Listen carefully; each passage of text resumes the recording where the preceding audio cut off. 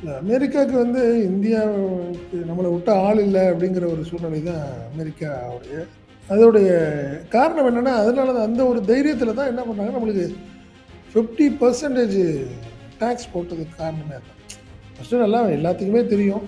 India, Pakistan Belgaum மேட்டருக்கு அப்புறம் நம்ம attack பண்ணுறோம். அட்டாக் பண்ணுறப்போ பார்த்தீங்கன்னா, ஆட்டோமேட்டிக்காக பாகிஸ்தானுடைய வேண்டுகோளின் அடிப்படையில் இந்தியா வந்து சீஸ்ஃபயர் அனௌன்ஸ் பண்ணுறாங்க. இதுதான் நடந்த ஒரு விஷயம். ட்ரம்ப் என்ன பண்ணுறாரு திடீர்னு, இல்லை இல்லை இதுக்கு காரணம் நான் தான் ஒரு இதுதான் பிரச்சனைக்கு ஆரம்பமே இதுதான். இதை சாக்கா வச்சுக்கிட்டு அமெரிக்கா என்ன பண்ணுது நம்ம, நீங்கள் வந்து ரஷ்யாட்டேருந்து ஆயில் வாங்குறீங்க, க்ரூட் ஆயில் வாங்குறீங்க, இதில் வந்து நீங்கள் இது வந்து பெரிய தப்பு பண்ணுறீங்க, நீங்கள் இந்த எங்கள் யாருமே வாங்காத ஒரு சூழலில் நீங்கள் வாங்குறதுனால அந்த பணத்தை வச்சு தான் உக்ரைனுக்கு எதிராக ரஷ்யா வந்து போர் நடத்திக்கிட்டு இருக்கு தொடர்ந்து. எல்லா கிட்டத்தட்ட எல்லா கண்ட்ரிகளுமே வந்து அதில் வந்து பேன் பண்ணி வச்சுருக்கோம். நீங்கள் இந்தியா மட்டும்தான் கிட்டத்தட்ட 50% மேலே அங்கே ஆயில் பர்ச்சேஸ் பண்ணுறீங்க அப்படிங்கிறது தான் ட்ரம்ப்போடைய ஃபஸ்ட்டு. அதுதான் காரணம். அவர் என்ன சொல்கிறாரு, இதுக்கு தான் டேக்ஸ் போடுறோம் நாங்கள். பட் இந்தியா தெளிவாக சொல்லிடுச்சு, ரஷ்யாட்ட நாங்கள் வாங்குகிற விஷயங்கள் வேறு, நீங்கள் இதுக்காக நீங்கள் டேக்ஸ் போடுறதுல போட்டுக்கங்க, பார்த்துக்கலாங்கிற மாதிரி தான் நம்மளுடைய முடிவானது. பட் இந்தியா, அதாவது அமெரிக்கா என்ன நினச்சிச்சுன்னா, நீங்கள் வந்து ரஷ்யாவோட விட டச்சில் இருக்கலாம், பட் சீனாவோட இந்தியாவில் இறங்கி போகாது அப்படின்னு நினச்சாங்க. காரணம் என்னென்னா, பாகிஸ்தானுக்கு வந்து வெப்பன்ஸில் ஆரம்பித்து டெக்னாலஜி எல்லாமே பார்த்தீங்கன்னா அமெரிக்கா கொடுக்குற அளவுக்கு சீனாவும் கொடுக்குது. யாருக்கு? பாகிஸ்தான். ஸோ அதனால தான் நம்மளுக்கு ஆரம்பத்துலேருந்து சீனாவுக்கும் ஒரு டிஸ்டன்ஸ் தான், அதே அளவுக்கு தான் பாகிஸ்தான் அளவுக்கு டிஸ்டன்ஸில் நம்ம இருந்துட்டு இருந்தோம். சைனாவுக்கு வந்து சைனாவும் இந்தியாவும் க்ளோஸ் ஆகும்னு அவர் எதிர்பார்த்துருக்க மாட்டார், எதிர்பார்க்கலை. அப்படி தான் நம்ம பார்க்கணும். என்ன காரணம்னா, சைனாவும் பாகிஸ்தானும் ஒரு நெருக்கமான நட்புறவு நாடுகள். நீங்கள் நல்லா பார்த்தீங்கன்னா, பெல்காம் மேட்ரு விஷயத்தில் நம்ம அட்டாக் பண்ணோட ஃபஸ்ட்டு அப்போஸ் பண்ணி ட்வீட் பண்ணி அறிக்கை வெளியிட்டதே பார்த்தீங்கன்னா சீனா. இந்தியா வந்து இது மாதிரி பண்ணக்கூடாது, இப்படி பண்ணோன்னா நாங்கள் வந்து இது பாகிஸ்தானுக்கு நாங்கள் வந்து ஹெல்ப் பண்ணுவோம் அப்படிங்கிற மாதிரியே பகிரங்கமாக சொன்னாங்க.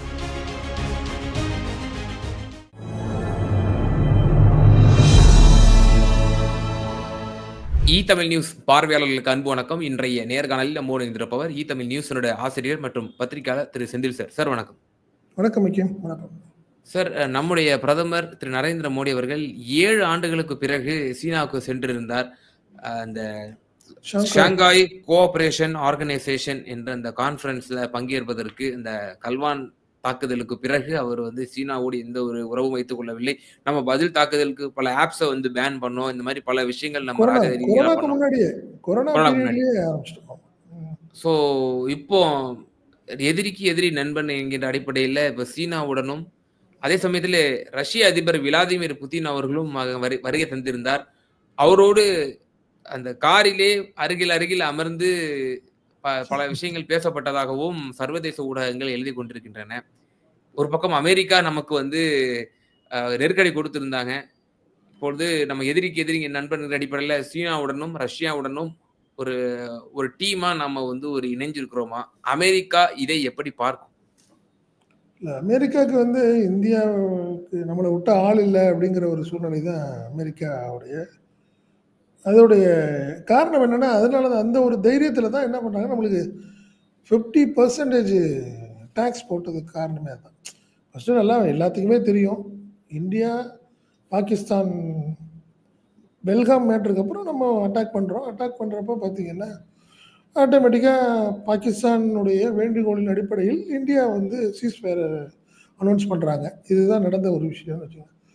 ட்ரம்ப் என்ன பண்ணுறாரு திடீர்னு, இல்லை இல்லை இதுக்கு காரணம் நான் தான் ஒரு இதுதான் பிரச்சனைக்கு ஆரம்பமே இதுதான். என்ன நினைக்கிறாரு, அவர் தான் அறிவிக்கிறாரு.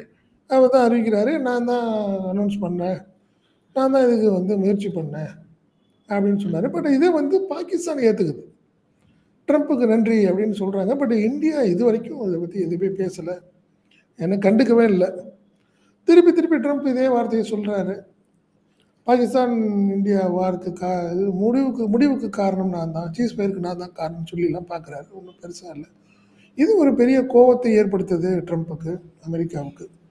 இதை சாக்கா வச்சுக்கிட்டு அமெரிக்கா என்ன பண்ணுது நம்மள, நீங்கள் வந்து ரஷ்யாட்டேருந்து ஆயில் வாங்குறீங்க, க்ரூட் ஆயில் வாங்குறீங்க, இதில் வந்து நீங்கள் இது வந்து பெரிய தப்பு பண்ணுறீங்க, நீங்கள் இந்த யாருமே வாங்காத ஒரு சூழலில் நீங்கள் வாங்குறதுனால அந்த பணத்தை வச்சு தான் உக்ரைனுக்கு எதிராக ரஷ்யா வந்து போர் நடத்திக்கிட்டு இருக்கு தொடர்ந்து. எல்லா கிட்டத்தட்ட எல்லா கண்ட்ரிகளுமே வந்து அதில் வந்து பேன் பண்ணி வச்சுருக்கோம். நீங்கள் இந்தியா மட்டும்தான் கிட்டத்தட்ட 50% மேலே அங்கே ஆயில் பர்ச்சேஸ் பண்ணுறீங்க அப்படிங்கிறது தான் ட்ரம்ப்புடைய ஃபஸ்ட்டு. அதுதான் காரணம். அவர் என்ன சொல்கிறாரு, இதுக்கு தான் டேக்ஸ் போடுறோம் நாங்கள், நீங்கள் அதை நிப்பாட்டிக்கிட்டீங்கன்னா நாங்கள் டேக்ஸ் போட மாட்டோம், இல்லை நீங்கள் தொடர்ந்து அதுமாரி ரஷ்யாட்ட நீங்கள் போய் ஆயில் பர்ச்சேஸ் பண்ணீங்கன்னா டேக்ஸ் அதிகமாக முதல்ல 25 ஒரு 13 இப்போ 15 முடிச்சிருக்காருன்னு வச்சுக்கோங்களேன். பட் இந்தியா இந்த விஷயத்தில் பெருசாக ஒன்றும் ரெஸ்பாண்ட் பண்ணல. காரணம் என்னென்னா, அழகாக ஜெய்சங்கர் நம்மளுடைய வெளியுறவுத்துறை அமைச்சர் ஜெய்சங்கர் தெளிவாக சொன்னார். என்ன சொன்னார்னா, அமெரிக்கா சொல்கிறது வந்து வேடிக்கையாக இருக்குது.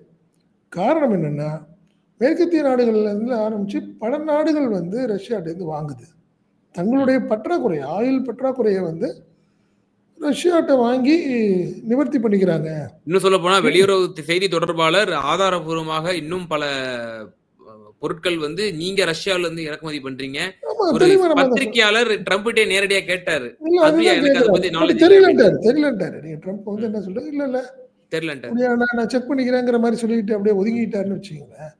ஸோ இதுதான் பேசிக்கா பிரச்சனை. பட் இந்தியா தெளிவா சொல்லிடுச்சு, ரஷ்யாட்ட நாங்க வாங்குற விஷயங்கள் வேற, நீங்க இதுக்காக நீங்க டேக்ஸ் போடுறதுல போட்டுக்கங்க, பார்த்துக்கலாங்கிற மாதிரி தான் நம்மளுடைய முடிவானது. பட் இந்தியா, அதாவது அமெரிக்கா என்ன நினைச்சிச்சுன்னா, நீங்க வந்து ரஷ்யாவோட வேணா டச்சில் இருக்கலாம், பட் சீனாவோட இந்தியாவில் இறங்கி போகாது அப்படின்னு நினைச்சாங்க. காரணம் என்னன்னா, பாகிஸ்தானுக்கு வந்து வெப்பன்ஸ்ல ஆரம்பிச்சு டெக்னாலஜி எல்லாமே பார்த்தீங்கன்னா அமெரிக்கா கொடுக்குற அளவுக்கு சீனாவும் கொடுக்குது. யாருக்கு? பாகிஸ்தான். ஸோ அதனால தான் நம்மளுக்கு ஆரம்பத்துலேருந்து சீனாவுக்கும் ஒரு டிஸ்டன்ஸ் தான், அதே அளவுக்கு தான் பாகிஸ்தான் அளவுக்கு டிஸ்டன்ஸில் நம்ம இருந்துட்டு இருந்தோம். ஒரு ஏற்கனவே எல்லையில் நடந்த மோதல் ஒரு 5 வருஷத்துக்கு முன்னாடி நடந்தது. நம்ம 4 பேருங்கிறாங்க, 20 பேர்னு சொல்லி இந்த ஒரு பிரச்சனை ஓடிட்டு இருந்தது எல்லாத்துக்குமே தெரியும். ஸோ அதுக்கப்புறம் தான் நம்ம என்ன பண்ணிட்டோம், நம்ம கிட்டத்தட்ட என்ன பண்ணிட்டோம், டிக்டாக்ல ஆரம்பிச்சு எல்லாத்தையுமே பேன் பண்ணோம். அடுத்த விஷயமா டைரக்ட் ஃப்ளைட்டை நிப்பாட்டிட்டோம். ஸோ இந்த மாதிரி சூழ்நிலைகள்லாம் வந்தது. பட் அமெரிக்கா வந்து என்ன நினச்சிச்சு, டக்குனு சைனாட்ட போய் இறங்கி போக முடியாது, இந்த பிரித்தாளும் சூழ்ச்சிங்கிறது தான் அமெரிக்காவுடைய பெரிய பலமாக இருந்தது. சீனா விஷயத்தில் இந்தியா இறங்கி போகாது, 2 பேரும் ஒன்றும் ஆக மாட்டாங்கன்னு.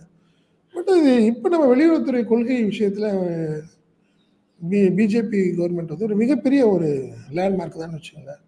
சரி, நீங்கள் போட்டு பார்க்குறப்போ ஒன்றையும் நாங்கள் போட்டு பார்க்குறோம் அப்படிங்கிற ஒரு சூழ்நிலை வர்றப்ப கரெக்டாக நீங்கள் ஷாங்காய் கான்ஃபரன்ஸ் வந்துடுது. வழக்கமாக பார்த்தீங்கன்னா யாரும் போக மாட்டார், யார் மோடி போக மாட்டார், ஏன்னா சைனாவுக்கு போக மாட்டாருன்னு எல்லாம் எதிர்பார்த்தாங்க.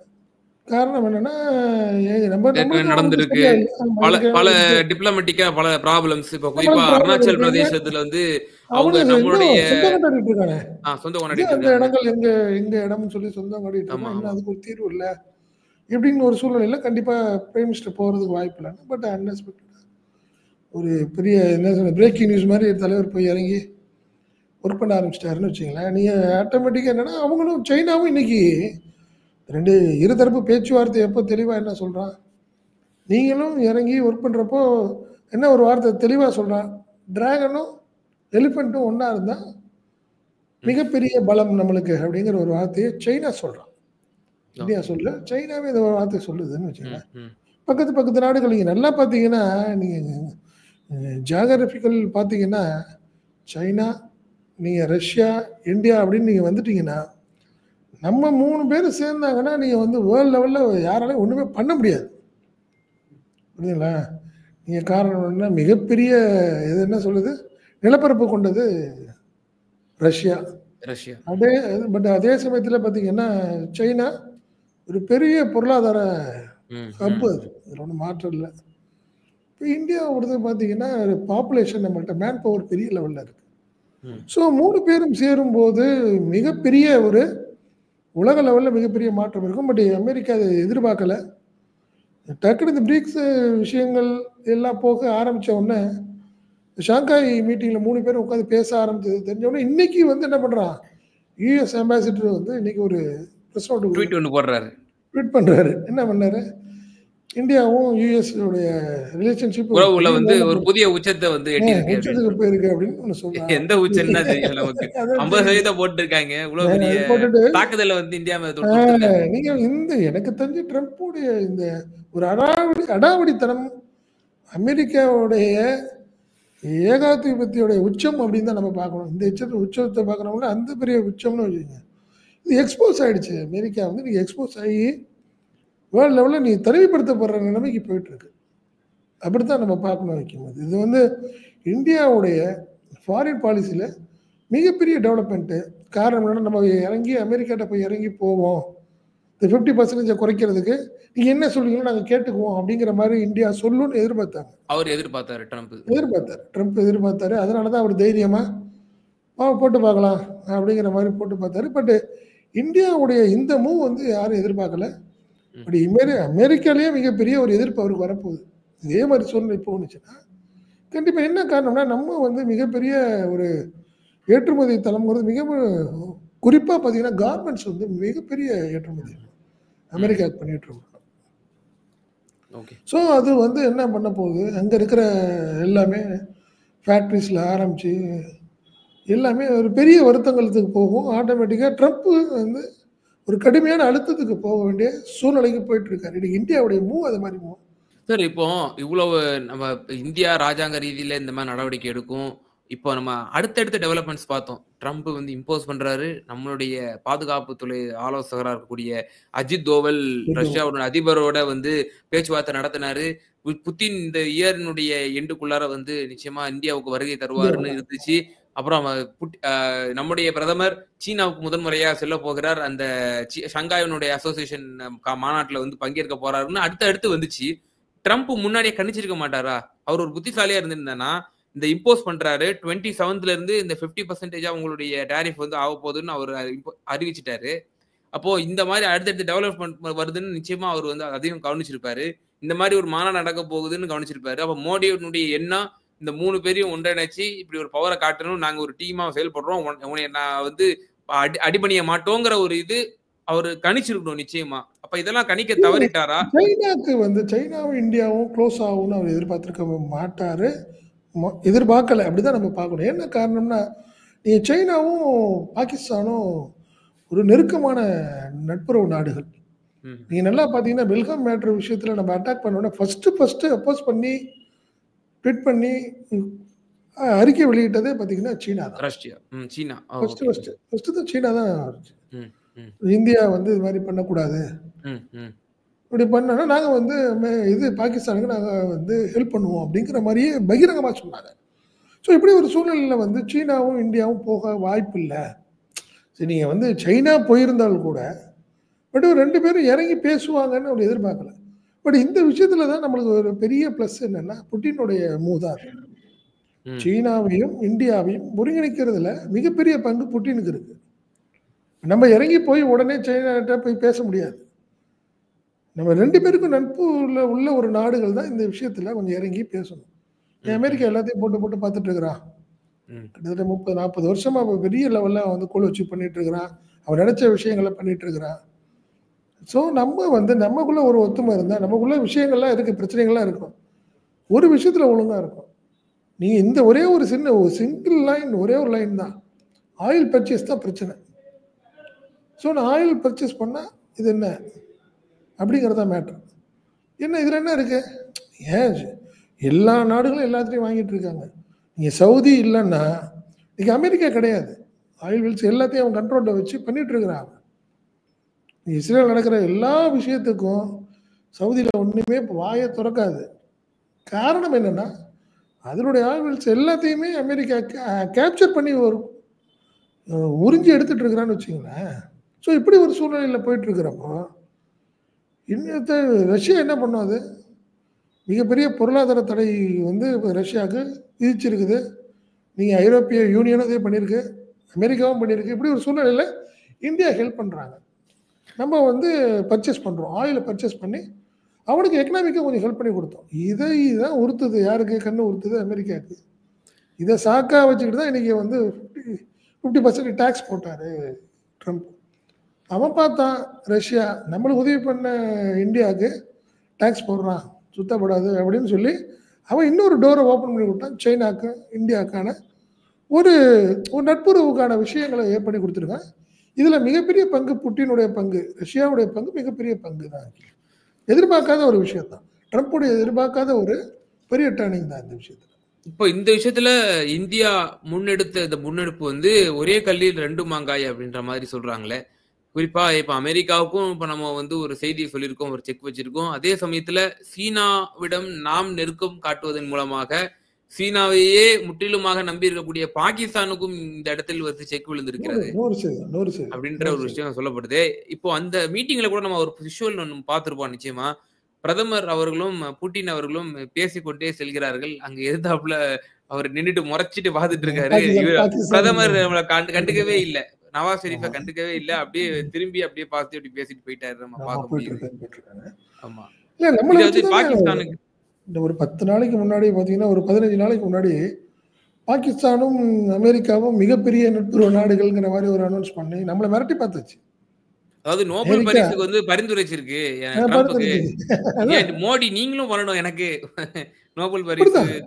அந்த மாதிரி நம்மளை மிரட்டி பார்த்துச்சு. பட் இன்னைக்கு நடந்த மூவ் வந்து பெரிய செக். நீங்க அமெரிக்காக்குன்னு சொல்ல முடியாது, நீங்க ட்ரம்ப்புடைய பாலிசிக்கு செக். காரணம் என்னன்னா, அமெரிக்கா வந்து முழுசா இந்தியாவை யாரும் எதிர்க்கிறத விரும்பல. நீங்க நல்லா பாத்தீங்கன்னா, அங்க அமெரிக்கன் சுப்ரீம் கோர்ட் என்ன சொல்றா, அந்த டாக்ஸை வந்து பேன் பண்ணிட்டாங்க. நீங்க வந்து யுனானிமஸா கண்ணா முன்னாடி நீ வந்து டாக்ஸ் போட்டதை வந்து நாங்கள் ஏற்றுக்க முடியாது அப்படின்னு சொல்லி அவன் என்ன சொல்லிட்டான்னா, அதுக்கு வந்து ஸ்டே கொடுத்துட்டான்னு வச்சுக்கோங்களேன். கொடுத்தான் 3 நாளைக்கு முன்னாடி கொடுத்துட்டான். அதே மாதிரி செனட் மெம்பர்ஸ் எல்லாமே பார்த்தீங்கன்னா, இந்தியாவுக்கு எதிரான ட்ரம்ப்புடைய விஷயங்கள் மூவ்மெண்ட் வந்து யாருமே பெருசாக ரசிக்கலை. இதுக்கு அதாவது ட்ரம்ப்புக்கு தான் செக், இது அமெரிக்காவுக்கு செக்குன்னு நம்ம சொல்ல முடியாது. அப்படித்தான் நான் சொல்கிறேன். ஆமாம் சிவா சார், இந்த ராஜாங்க ரீதியான இந்த நடவடிக்கைகள் நம்முடைய பிரதமர் ஒரு புதிய ஒரு முயற்சியாக, இப்போ ஏசியாவிலேயே ஒரு லார்ஜஸ்ட் டெமோக்ரஸி நம்ம இந்தியா, அதே போல் மிகப்பெரிய ஒரு நாடான ரஷ்யா, அதே போல் மிகப்பெரிய ஒரு சந்தை பொருளாதாரமாக இருக்கக்கூடிய சீனா ஆகிய நாடுகளை இருந்து ஒன்றிணைத்து அமெரிக்காவுக்கு ஒரு சவால் விடும் தொனியிலே தங்களுடைய அந்த ராஜாங்க நடவடிக்கைகளில் ஈடுபட்டு கொண்டிருக்கிறார். இது எப்படி சொல்ல போகிறது? அந்த 50% வரி என்பது மீண்டும் பழைய நிலைமைக்கு கொண்டு வரப்படுமா, குறைக்கப்படுமா என்பது பொறுத்திருந்து பார்ப்போம். ரொம்ப நன்றி சார், சர்வதேச செய்திகளை எங்க நேயர்களுக்கு பயந்தமைக்கு. நன்றி ஐயா, நன்றி.